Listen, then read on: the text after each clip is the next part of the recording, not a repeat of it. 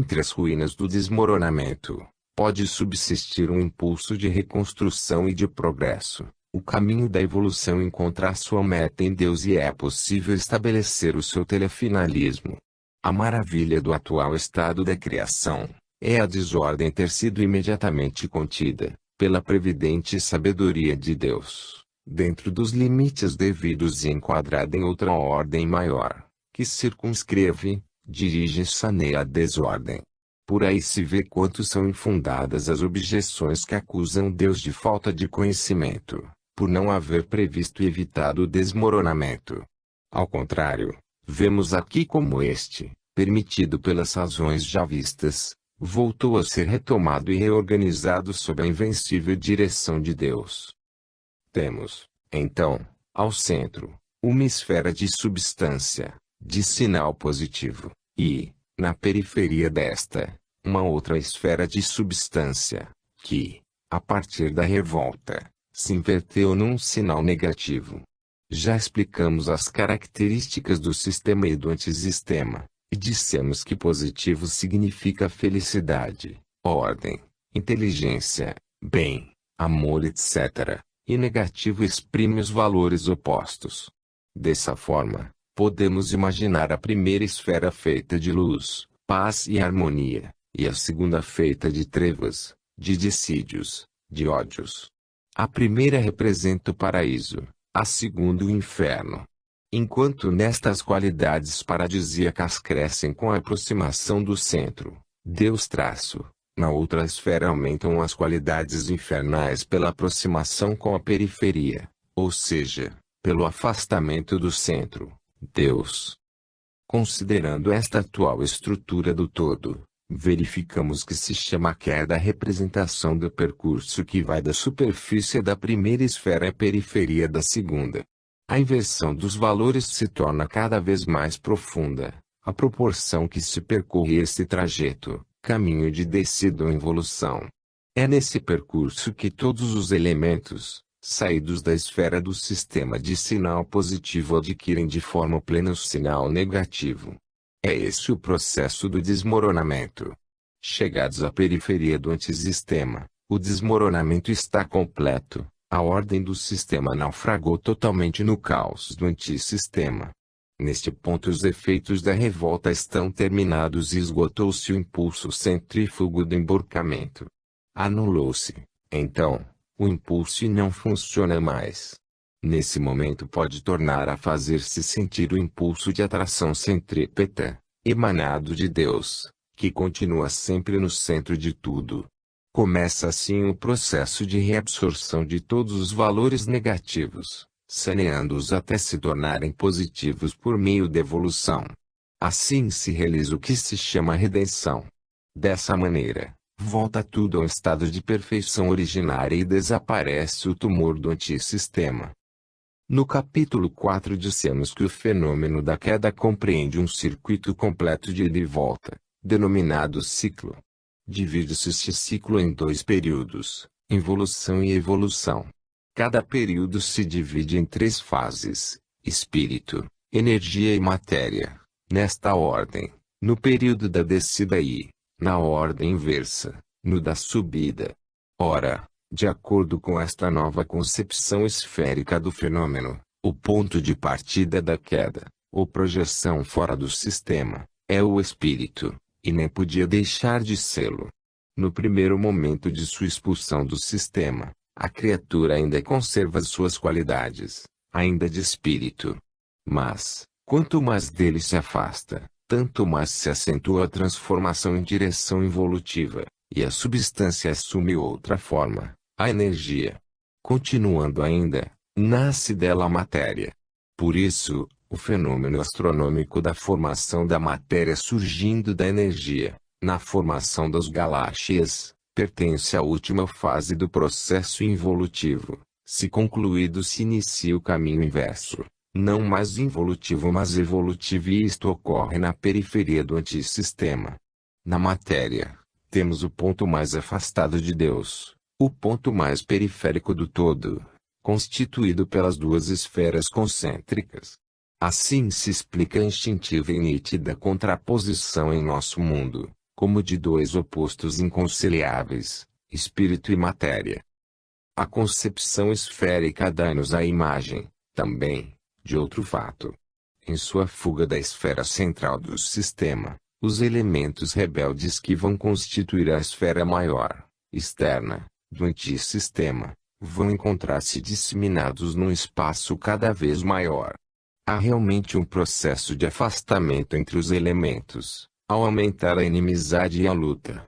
Ao invés de se estreitarem, compactos, em torno de Deus, como no sistema, numa unidade orgânica, cada um deles pretende tornar-se o centro, que para fazer-se obedecer emprega a força, causando dano. Efetivamente, tudo tende a afastar-se da unidade, a quebrar-se, a pulverizar o egocentrismo central e a unidade do sistema, numa infinita multiplicidade de egocentrismos, repelindo-se para formar um caos, em vez de atrair-se para formar um organismo.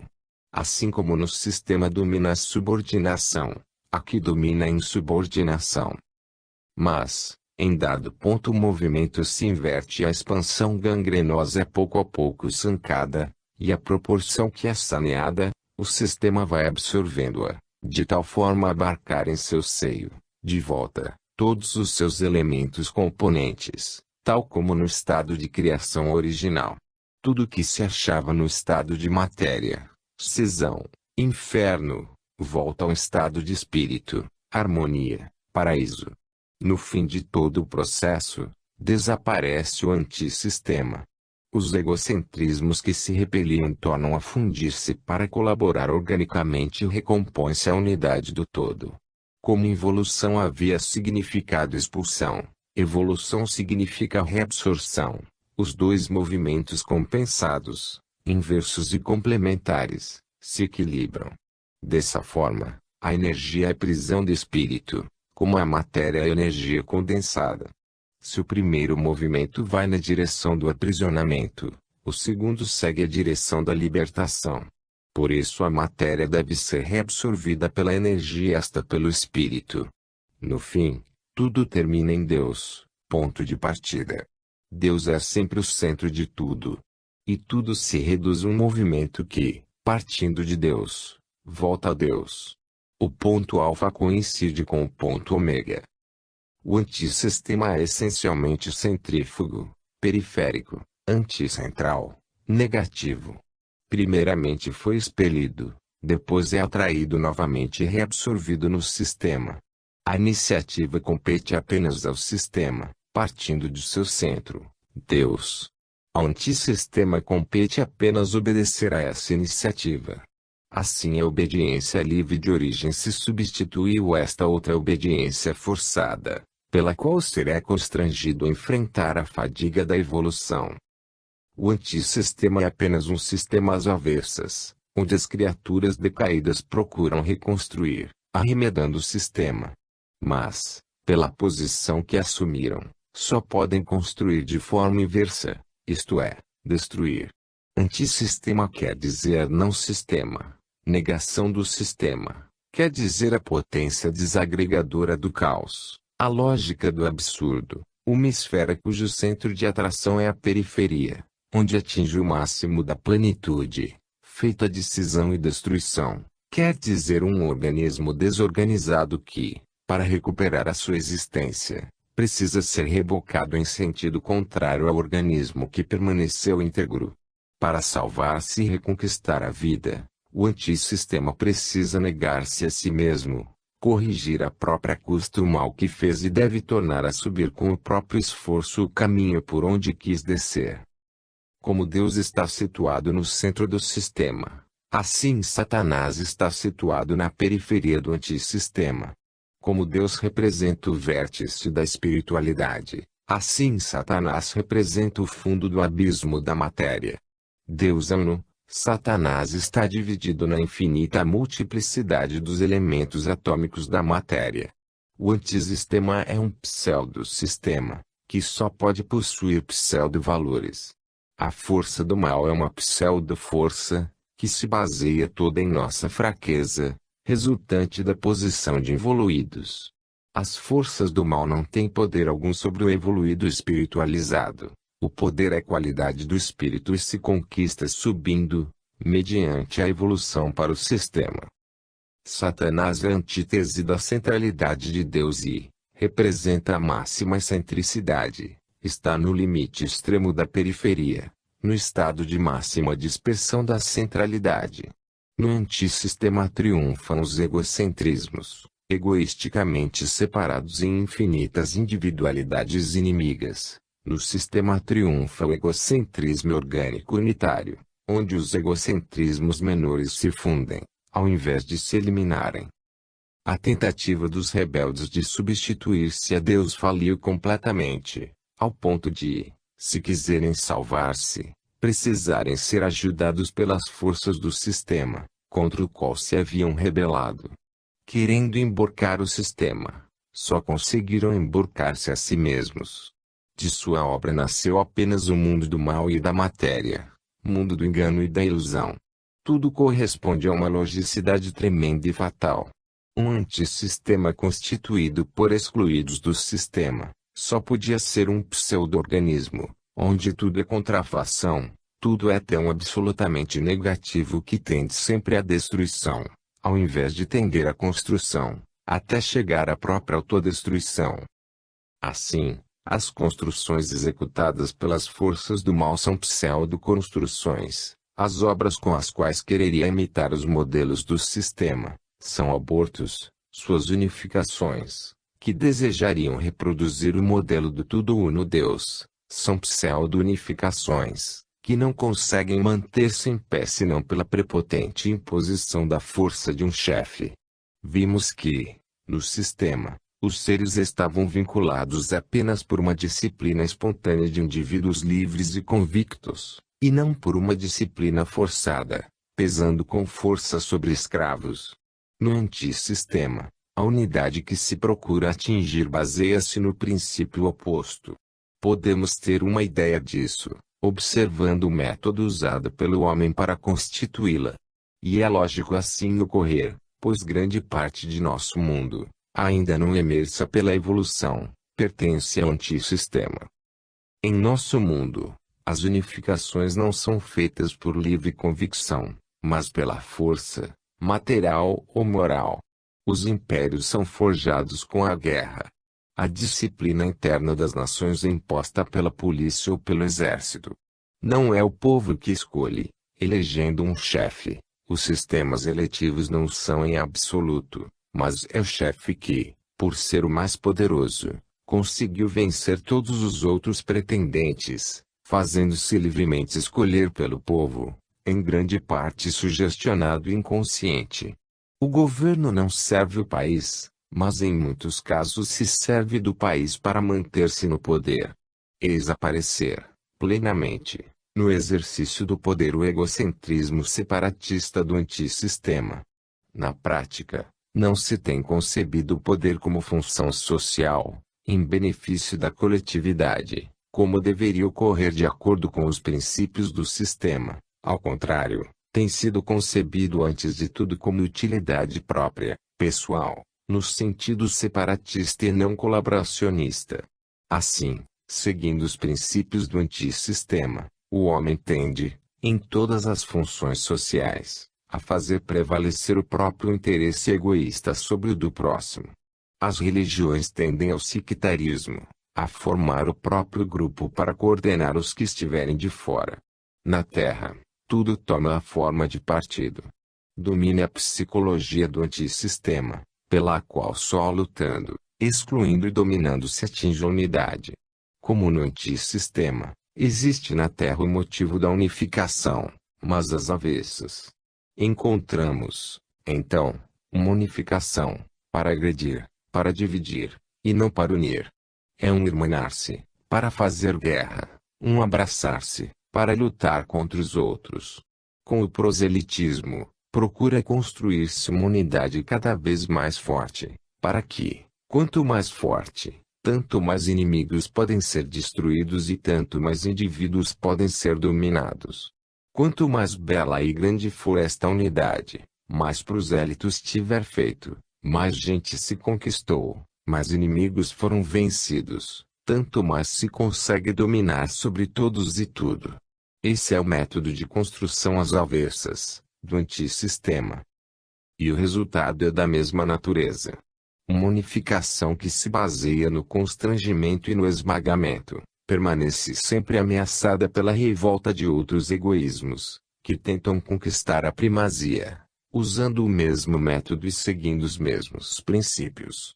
O fato de permanecermos ainda no terreno do antissistema, implica em estar pronto a voltar a cada momento. O motivo da revolta, do egoísmo separatista, próprios da criatura decaída ainda não regenerada.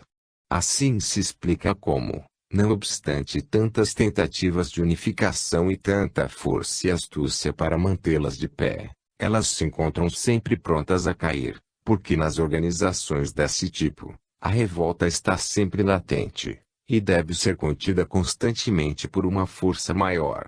Logo que esta cesse, tudo desmorona. Por isso, diz o Evangelho que quem usa da espada, perecerá pela espada, e que a violência só pode ser vencida pela não resistência. A violência atrai a violência. Tão logo surge na Terra uma unidade nascida desses princípios, contra ela nasce outra unidade inimiga. Este fato só se explica com estas considerações, explicando também como todas as construções humanas se desmoronam, sendo superadas por outras. Caem assim impérios, as revoluções substituem uma ordem social por outra, ruindo um após outro, todos os governos, os partidos são feitos e refeitos, e os próprios homens se colocam em um e outro, numa contínua reorganização. Tudo se baseia na força, seja de armas, seja econômica, seja de números, mas na força. E todos se apegam a esta, porque é a única defesa no antissistema. Sabem que, se falharem, estão perdidos. Quem está assim, imerso no antissistema, não compreende que o verdadeiro inimigo não é o outro grupo ou partido ou quem dele faça parte, mas é o método tão invertido, com que se pretende construir. Não percebe que assim só podem fazer-se construções fictícias e temporárias, sempre prontas a desmoronar. A tendência lógica e sadia, inerente à evolução, e a de reconstruir a unidade do sistema, agora desmoronada, qual existia na origem. O erro consiste em querer atingi-la com a força e o espírito de domínio próprios do antissistema. Se o Evangelho aconselha o método oposto, há de haver uma razão profunda, exatamente a que estamos explicando. Não há dúvida de, nos planos inferiores, só poder ser usados os métodos do antissistema que aí domina. Mas, é também certo de não poder esperar-se, desses métodos, nenhum fruto melhor, do que os contínuos desastres que ocorrem nas coisas humanas. Sendo corrompido pelo separatismo, tudo o que provém do antissistema só pode produzir destruição. Isso tudo constitui o verdadeiro perigo e o inimigo, a ser vencido e dominado. Só quando nos libertarmos dele poderemos chegar a construir. Replicam, mas se eu não me defender, e se para isso não me filiar um desses grupos, usando tais métodos, serei subjugado pelo mais poderoso. E assim, arrastados pelo mesmo egoísmo, permanecemos todos mergulhados no pântano. O triste fruto por nós colhido, sabemos agora de que planta nasce, sabemos ser os males que sobre nós pesam, a consequência lógica de nossas premissas, sendo justificados e bem merecidos. Só há um caminho de saída, conseguir o homem superar, com seu esforço, o seu atual grau de evolução, isto é, sofrer tanto as duras consequências de seu atual sistema de vida, até aprender a lição e se pôr em outro rumo, agindo com mais inteligência. O útil não consiste em vencer um inimigo, pois logo surgem outros, no inferno permanente sim em vencer o sistema da força, fugindo do antissistema. A psicologia corrente do homem atual só pode ser compreendida se considerarmos o antissistema. As objeções mesmas que estamos resolvendo, explicam-se como seu produto. O homem acha-se ainda imerso nele, até o pescoço. O resto pertence mais aos ideais, considerados utopia pelos homens práticos. A vida vivida pertence às intuições antecipadas das realizações futuras. Entre estas se encontra o Evangelho. Os dois extremos do ser, sistema e antissistema, continuam frente a frente mesmo em nosso mundo. Mas o segundo é forte, dono de seu terreno, a matéria, ao passo que o primeiro é ainda uma luz fraca que desce do céu, e que só os mártires e santos transformam em vida. Os dois sistemas se opõem, cada um com suas características. Embaixo, no nível humano, perdeu-se o sentido orgânico do sistema. Neste, cada um existe em função do todo. No antissistema todos existem em função do vencedor mais forte. O princípio da revolta obrigou, como consequência lógica, a hierarquia do sistema a inverter-se na anarquia do antissistema. O homem que está situado ao longo da estrada, acha-se no meio do choque entre os dois impulsos opostos. A matéria quer sufocar o espírito e o espírito quer libertar-se da matéria. Esses dois elementos são verdadeiramente opostos e inimigos, dois extremos irreconciliáveis. Não podem coexistir em absoluto plenamente. Vida de um significa a morte do outro. E o homem deve realizar em si mesmo, através da evolução, o esforço de transformar a matéria, para levá-la novamente ao espírito. Dessa forma, o próprio trabalho que agora estamos realizando nestes livros enquadra-se na concepção cósmica que vamos aos poucos neles explicando, enquanto procura ajudar esse processo de espiritualização. Uma coisa nos conforta: ver o que está acontecendo é uma novidade, ou seja, no mundo, hoje, se torna cada vez maior o número dos que conseguem perceber fazer parte de uma humanidade nada civilizada, antes, substancialmente feroz e bem primitiva. Deste fato, a humanidade dos séculos precedentes se apercebia muito menos, tal como o animal e o selvagem não percebem ser. Perceber significa começar a afastar-se, notando uma diferença antes não notada. Significa chegar a compreender, como concebível, o que antes escapava irremediavelmente no inconcebível. Isto significa estar o homem começando a pressentir uma vida sua diferente, a sua vida mais evoluída de amanhã. Dessa forma, o conhecimento libertará o homem, pois o que sabe, conhece a lei e não é mais constrangido à obediência pelo castigo das sanções de dor, refeito do erro.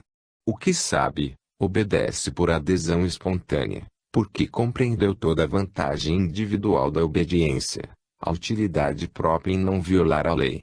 A verdadeira liberdade, a que conduz à felicidade, consiste em conformar-se com a lei, e não em colocar-se como prisioneiro dos baixos instintos, fazendo-nos recair no inferno do antissistema.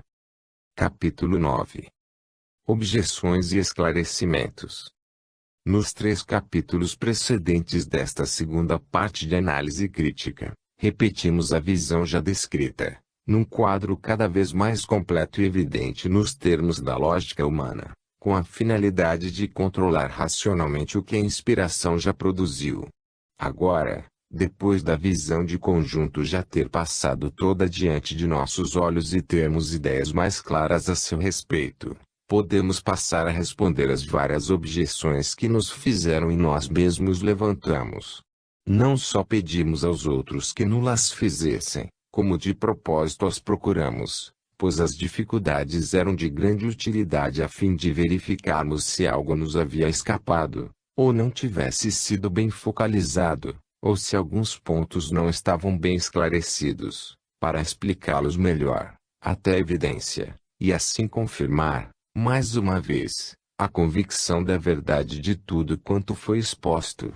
Esse novo trabalho será útil também para completar ainda mais o quadro geral da visão, para sobre ela realizar um controle cada vez mais exato, confrontando-a com as suas consequências, que vemos reaparecer na estrutura de nosso mundo. Servirá para encontrar novos pontos de vista e para ver o nosso tema sob novos aspectos. Servirá para entrar em pormenores esquecidos, para iluminar ângulos que haviam passado desapercebidos, servirá, enfim, para continuar a levar a bom termo o trabalho de análise crítica que estamos realizando. As dificuldades nascem, em geral, do fato de não se conhecer bem o argumento ou de se querer, por força, fechá-lo dentro de premissas dogmáticas de uma religião ou filosofia, ou dentro de conceitos limitados, fruto de um passado em que o homem não podia penetrar nos problemas, como hoje permitem os novos princípios sobre os quais se baseiam a ciência e todo o pensamento moderno. Para compreender profundamente este quadro do universo é mister possuir a cultura que o homem hoje já atingiu e a maturidade espiritual das gerações do ano 2000. Só então estes livros serão compreendidos. Neste século estamos em fase de debate, e não de compreensão. Somente agora, 20 anos depois de ser escrita, é que se começa a compreender a grande síntese, mas ainda será necessário para se compreender o volume Deus e o Universo, e o presente livro, o Sistema, que completa e confirma o segundo. A nós basta confiar estas obras à imprensa, a fim de poderem resistir à destruição humana e superar a barreira do tempo.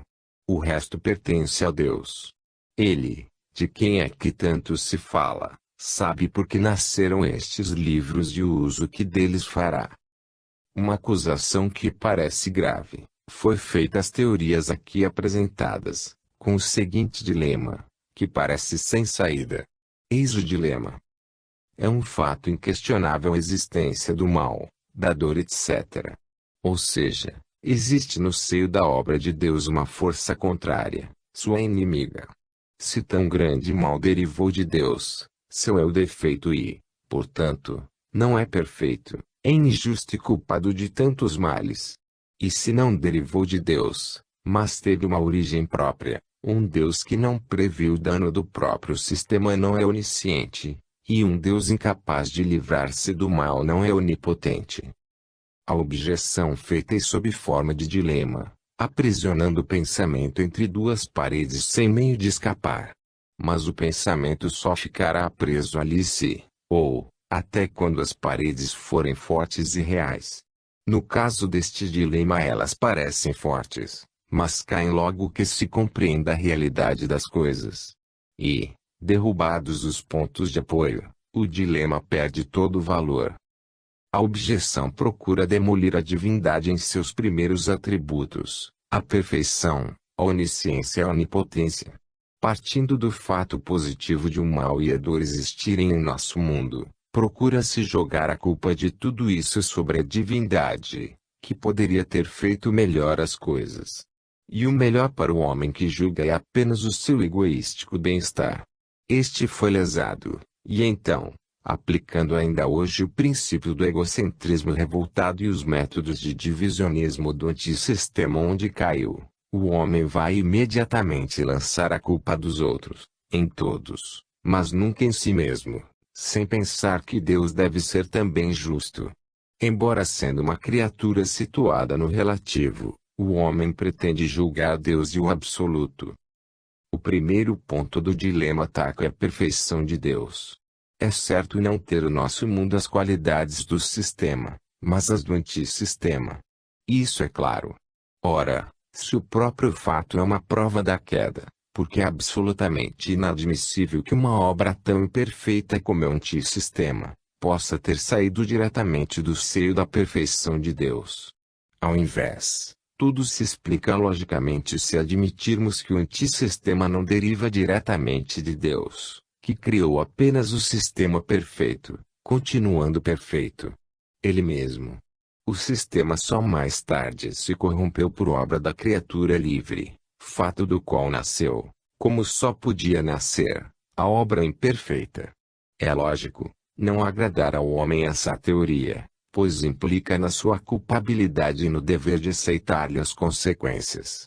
E aceitar com obediência é justamente a qualidade mais deficiente do ser rebelde, e continua ainda a fazer falta em nosso mundo, consequência direta da revolta e da queda. Não há portanto contradição entre a perfeição de Deus e a imperfeição de nosso universo. E nem se pode falar de injustiça em Deus.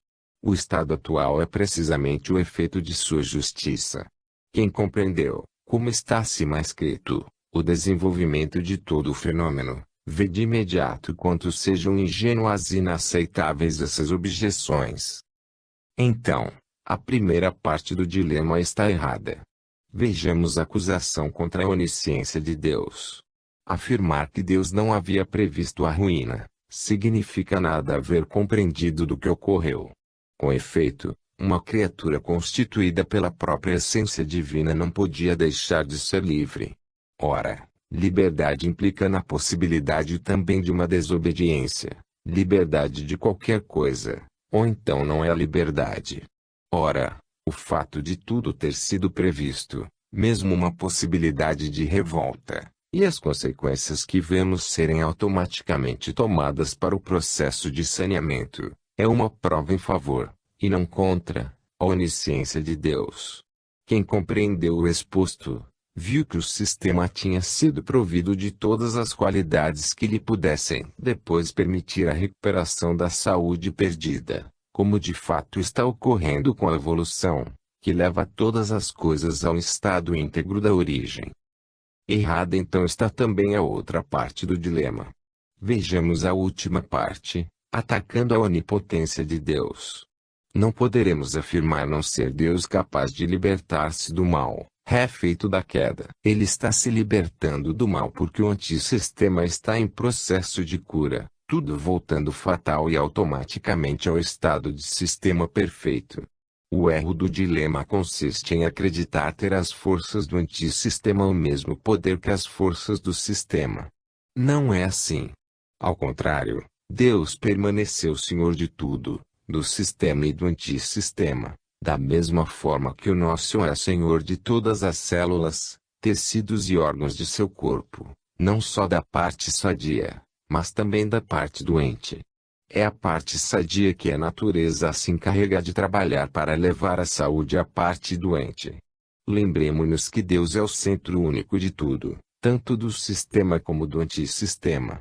Segue-se daí continuar este último a depender e ser dirigido pelo mesmo centro único que, através do sistema, penetra totalmente o antissistema, onde Deus transcendente reaparece em sua forma de imanente. Acontece, então, não podemos atribuir às forças do mal um poder próprio absoluto, uma existência autônoma independente, mas apenas um poder e uma existência em função das forças do bem, as mais fortes, forças de Deus que regem o sistema e o antissistema. Portanto, também o mal lhes deve obedecer. As potências rebeldes da desordem estão, pois, subordinados às obedientes da ordem e, como tais, não podem deixar de dar sua contribuição, embora em forma invertida, no negativo, como resistência, como banca de exame e experiência, para a vitória do bem. Satanás, em mister compreendê-lo, só é inimigo de Deus aparente e superficialmente. Em sua substância, em profundidade, é o escravo de Deus. O próprio Satanás dá assim, embora numa forma especial, como também deu Judas, a sua contribuição para a realização da redenção. Todas as vezes que as forças do bem se encontram com as forças do mal, nos achamos diante de um choque tremendo entre as potências cósmicas do sistema e do antissistema, que lutam para vencer sempre as primeiras, que regem e dirigem e são a alma do progresso. Como se vê, a solução das dificuldades nos conduz por fim a esclarecimentos relativos ao estado real das coisas, sem conhecimento por quem faz a objeção, por não possuir uma orientação somente conseguida através de uma visão completa de todo o fenômeno. E, infelizmente, a humanidade de hoje ainda não possui essa visão completa, nem nas religiões, nem na filosofia, nem na ciência. Outro dilema foi colocado em oposição à teoria da queda. O Deus criou os espíritos já sábios e, então, eles não podiam cair, ou criou os ignorantes e não podiam ser considerados culpados, portanto, não podiam ser punidos. Também este dilema é derrubado, por não possuir pontos de apoio, pois os seus pontos de referência são outros, e resultam de um estado diferente. A resposta a esta objeção permitir-nos a focalizar melhor o problema do conhecimento. O fato é não ter as coisas se passado como afirma o dilema. Deus não criara os espíritos nem totalmente sábios, nem completamente ignorantes, mas, como acima explicamos, a cada espírito fora dado um conhecimento proporcional à sua posição na hierarquia, de acordo com a necessidade em executar sua função. Façamos uma comparação com o corpo humano, como unidade coletiva. Os espíritos do sistema se acham diante de Deus, em conhecimento, tal como a inteligência e o conhecimento que dirigem o funcionamento dos elementos do corpo humano se acham diante da inteligência e do conhecimento do eu central, que dirige o funcionamento de todo o nosso organismo. Cada elemento tem o seu devido lugar na hierarquia, constituída por natureza e funções diversas, mas todas coordenadas e necessárias, numa estrutura orgânica. Isto desde o átomo até a combinação de átomos e moléculas, destas as células, destas até os tecidos, até aos órgãos, e destes até ao organismo todo. Não importa ser o elemento consciente ou não de seu trabalho. O fato dele o executar demonstra, de qualquer modo, que o conhece. Para cada elemento, tudo está proporcionado à sua posição. O conhecimento, nos elementos do sistema, está subordinado ao conhecimento do elemento superior, segundo a escala hierárquica, até o limite superior, Deus, o único verdadeiramente onisciente. Então, o conhecimento tem um sentido muito diferente do que o dilema afirma. A posição dos espíritos a este respeito não era absoluto, como se imagina. Tratava-se de um conhecimento que precisava completar-se com o conhecimento dos outros elementos, os quais, em conjunto, se completavam na onisciência do eu central. Havia, portanto, uma hierarquia no conhecimento, como havia uma hierarquia nas funções regidas por esse conhecimento. Pode-se compreender, desta maneira, como deve ter ocorrido a queda e o desastre que ela produziu, quando as células do organismo, ao invés de continuarem a viver disciplinadamente, em função da ordem geral, quiseram tornar-se independentes dela, e se puseram a funcionar anarquicamente, como ocorre com as células do câncer numa sociedade de células disciplinadas, num organismo sádio. O desastre da revolta foi devido a uma exagerada superestimação do próprio eu, por parte dos espíritos rebeldes que quiseram, dessa maneira, sair da ordem da lei como lhes fora designada. E ainda agora, o homem tende a recair, a cada momento, nesse mesmo erro, desobedecendo a lei de Deus, mais fiel, neste caso, aos princípios do antissistema no qual caiu, do que aos do sistema do qual proveio. E assim voltam sempre a soberba e o egoísmo, como efeito e eco daquela primeira vontade de querer tornar o seu próprio pequeno eu, o centro de tudo. Esse erro foi previsto pela onisciência de Deus, como se prova pelo fato de o sistema já ter sido antes provido dos meios automáticos necessários à recuperação e ao restabelecimento. Todavia, esse erro não fora previsto pelo conhecimento menor, próprio dos elementos componentes, os quais, justamente porque menores, ou seja, menores também no conhecimento, não possuíam a onisciência própria do centro, Deus. Daí a possibilidade da queda. Mas é fácil imaginar o que acontece, como no caso do câncer ou em qualquer organismo composto de elementos que tenham funcionamento coordenado, quando as células, ao invés de aceitar a disciplina imposta pela lei de todo o organismo, pretendem assumir, cada uma delas, funções de direção.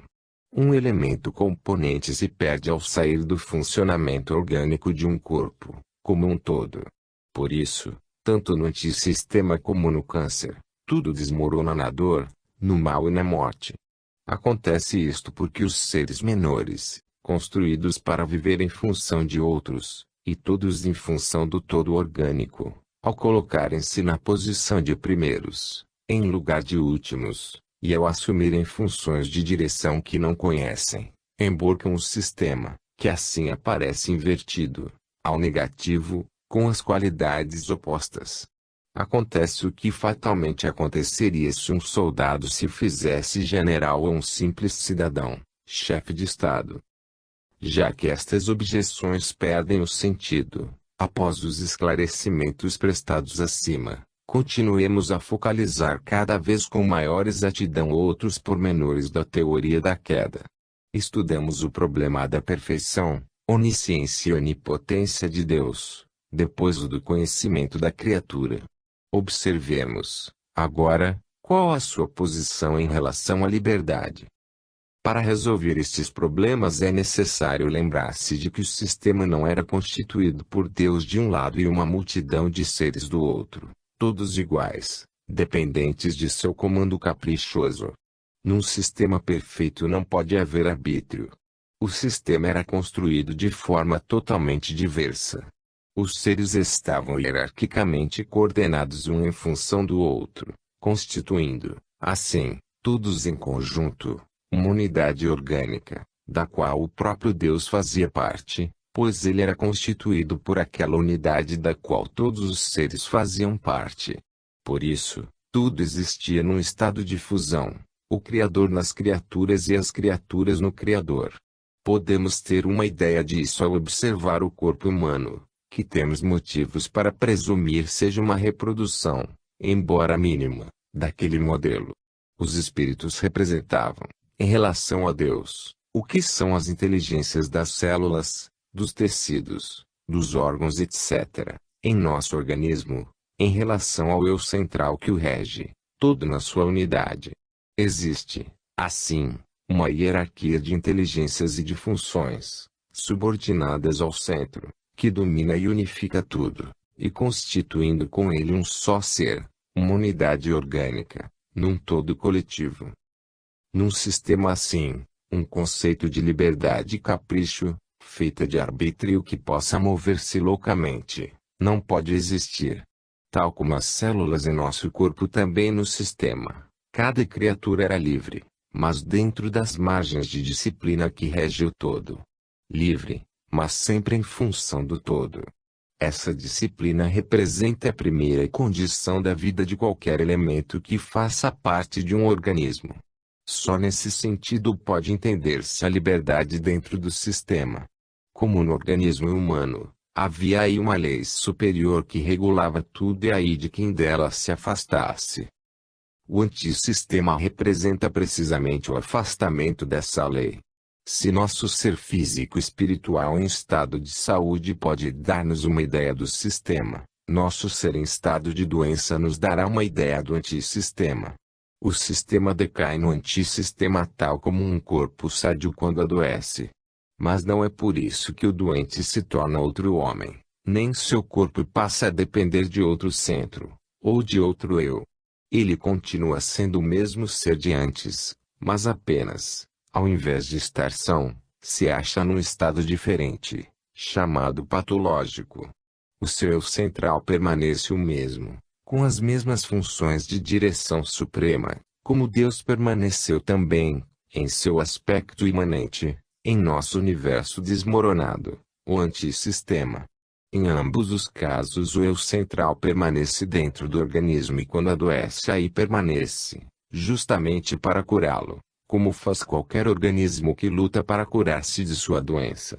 O estado de perfeição, sistema, representa um estado de saúde, enquanto o estado de imperfeição, antissistema, representa um estado de doença. Dessa forma, a criatura só podia existir com funções bem definidas em relação ao funcionamento geral. Pode, para o homem, não ser facilmente compreensível este conceito de liberdade determinística, pelo fato de, estando ele situado no antissistema, ser levado a conceber tudo às avessas, e portanto a compreender a liberdade como um direito à revolta e ao abuso, como um arbítrio do eu que sobrepõe a lei. Para o ser perfeito, a liberdade só pode ser uma, a de existir de acordo com a ordem dessa perfeição, porque sem esta ordem não pode existir perfeição. A cisão entre livre-arbítrio e determinismo é um produto de nosso estado dualístico de decaídos da unidade. Só no antissistema podem reinar a imperfeição, a ignorância, a incerteza. E por isso, só aqui pode existir o livre-arbítrio, pois a escolha só é possível onde ainda não se conhece o caminho melhor, o qual só pode ser o único perfeito. Em última análise, no sistema, como no antissistema, sendo tudo regido por Deus, a sua perfeição exige tudo ser determinístico. Ao desmoronar na matéria, o ser perde a consciência e todas as demais faculdades diretivas. A lei substitui completamente em tudo e ele fica totalmente sujeito ao determinismo escravo a que também está sujeita a matéria. Evolvendo, o ser desperta a sua consciência, significando reencontrar a lei, compreendê-la e perceber cada vez mais o prejuízo e o absurdo de revoltar-se contra ela. Isto também significa começar a colaborar, reentrando assim, pouco a pouco na ordem, o que quer dizer assumir cada vez mais funções diretivas de operário da lei e de instrumento de Deus. Então, com a experiência da queda, acontece que, quanto mais se evolui, tanto mais a liberdade se torna a liberdade de obedecer à lei e sempre menos vontade de desobedecer-lhe. De modo que, a liberdade suprema das criaturas, no sistema perfeito, nós só podemos entender com liberdade de obedecer a Deus, espontaneamente, por livre adesão, vivendo perfeitamente harmonizados em sua ordem. Capítulo 10. A visão diante da filosofia. Suspendamos, por um momento, nosso trabalho de análise crítica da teoria da queda, a fim de observar alguns pontos de vista diferentes, oferecidos por certas posições de pensamento humano, colocando a nossa visão diante da filosofia. Estudaremos, depois, essa visão em relação ao pensamento de Cristo e de alguns profetas, para ver se, e como, eles concordam com ela. O pensamento humano pode considerar o universo de três modos diferentes. Primeiro, como desordenado, ou seja, constituído de elementos separados que se ignoram mutuamente, desconectados e incoerentes, que não constituem uma unidade, nem funcionem nela organicamente.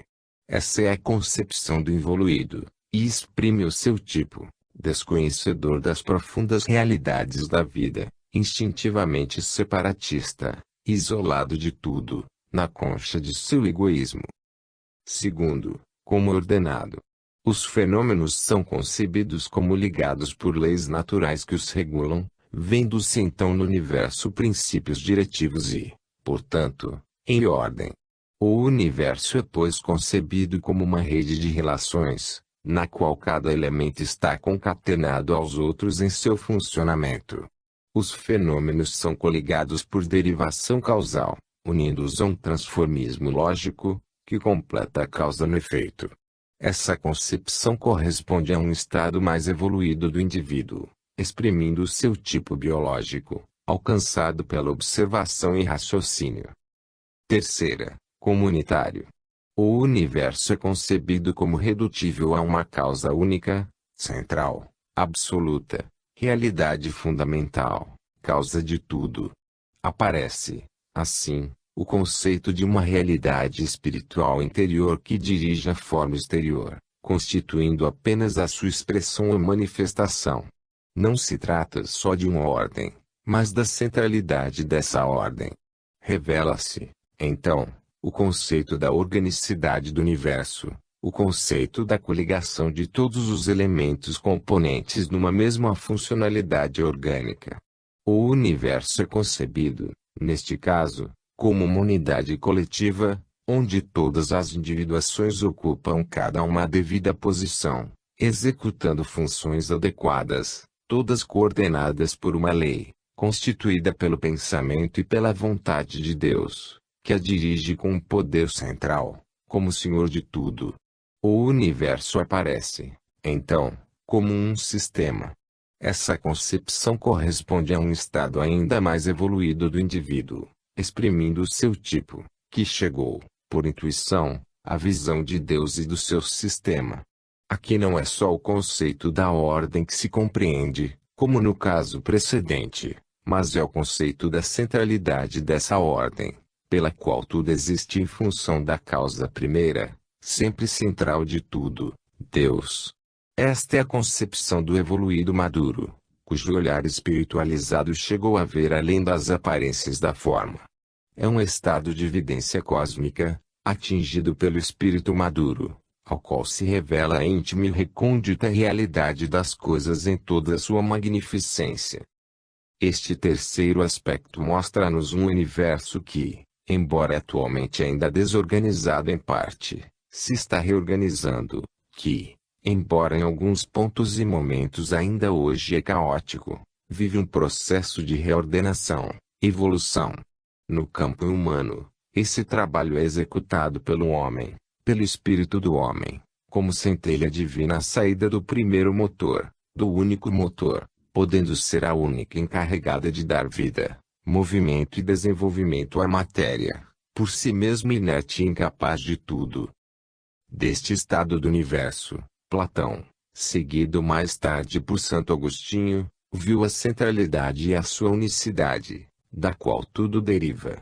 Assim, o universo foi concebido como um foco central único, não criado, absoluto, do qual tudo derivou e deriva, constituindo o relativo, lançado no mundo dos efeitos pela causa primeira, absoluta.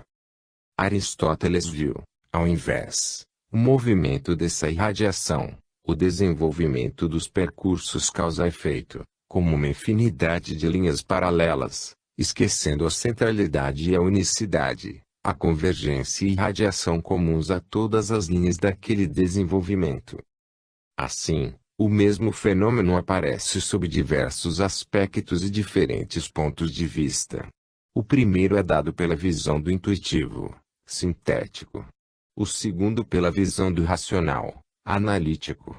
Com olhos diferentes, formas mentais diversas, perceberam aspectos diversos da mesma realidade. O cristianismo assimilou o primeiro método com Santo Agostinho e o segundo com São Tomás de Aquino, escolástica.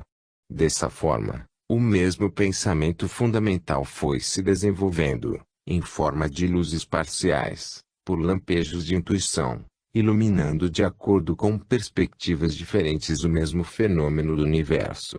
Os elementos que constituem a visão completa do sistema já haviam aparecido nas filosofias e religiões, mas isolados, em visões parciais, e não fundidos todos num só organismo. Platão já vira a necessidade de um primeiro motor imóvel, causa originária do vir a ser fenomênico universal, causa sem precedentes causais, início determinante da concatenação que mantém o transformismo, na linha de seu telefinalismo. Já fora vista a contraposição entre o relativo e o absoluto, entre o contingente e o eterno. Partindo de nosso mundo já se chegara a conceber o outro, de qualidades opostas.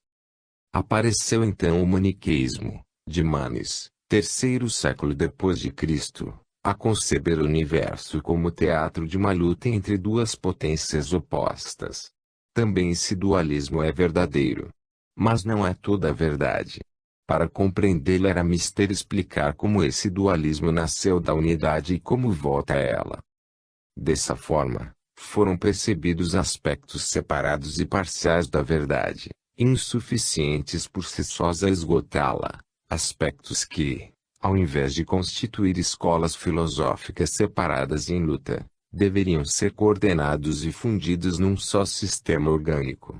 Descobriu-se, assim, em Deus a causa em si, o que equivale a primeiro motor, ou seja, a causa primeira, início de todo o nosso universo relativo, uma causa que não é, tal como ocorre em nosso mundo, ao mesmo tempo, refeito de outra precedente. A causa absoluta independe do conceito de início, próprio da Terra, mas conceito que não pode existir no infinito. Em seguida, compreendeu-se o vir a ser das coisas, e então apareceu o conceito de um Deus em processo de realização, um Deus em elaboração. Mas, para explicar isso, é preciso compreender, Primeiramente, como e por que Deus se está elaborando, o que deve ele realizar nesse processo, qual é o ponto de partida e o ponto de chegada do fenômeno de evolução. Assim, outros viram no universo uma tendência à emersão dos valores superiores. Mas isto não pode compreender-se se não forem explicadas as razões profundas. Esta emersão é o fruto da evolução. Esses valores superiores são o Deus imanente, que permanece no universo desmoronado e, com evolução, cada vez mais se vai revelando.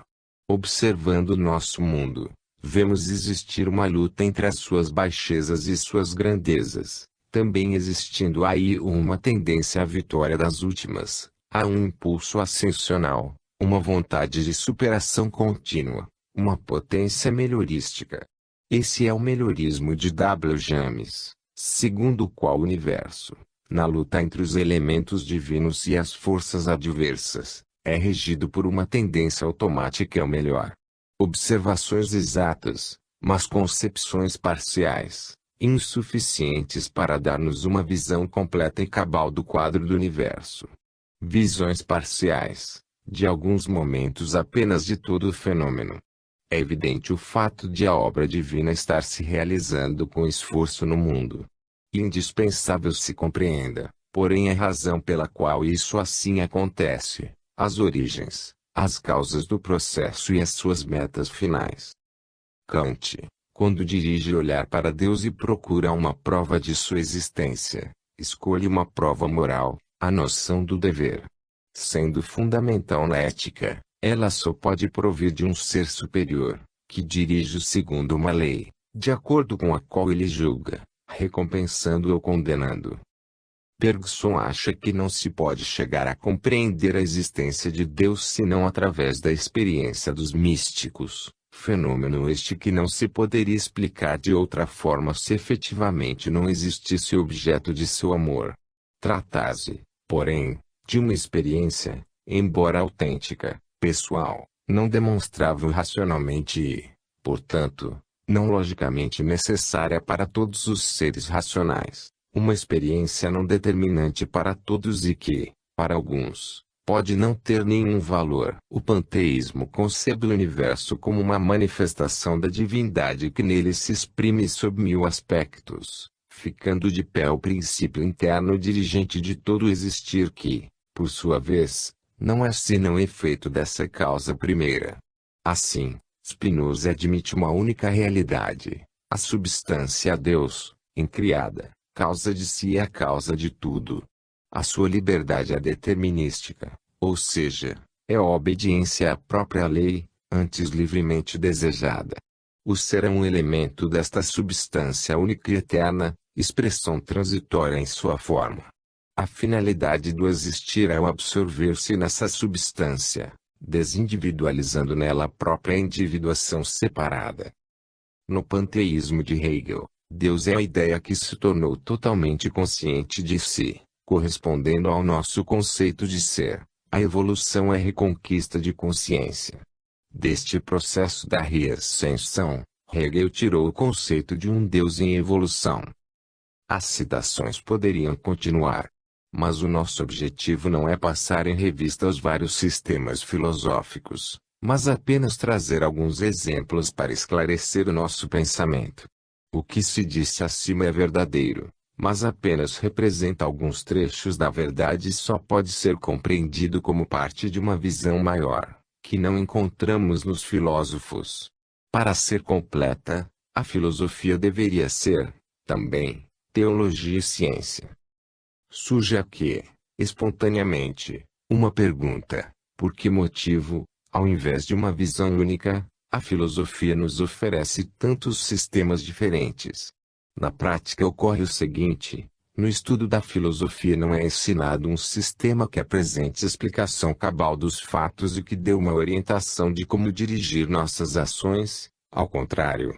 É ensinado o desenvolvimento do pensamento filosófico através de numerosos sistemas diferentes. Por isso, quando se chega ao fim, aprendeu-se, apenas, a história da filosofia, a arte dialética, a mecânica da lógica, mas, entre tantos sistemas, Invade-nos o ceticismo diante de todos, porque nenhum resolve tudo, nenhum deles esgota o problema do conhecimento. O resultado final é um estado de ignorância diante dos fins últimos da vida e um estado de desorientação nas ações. Chega-se,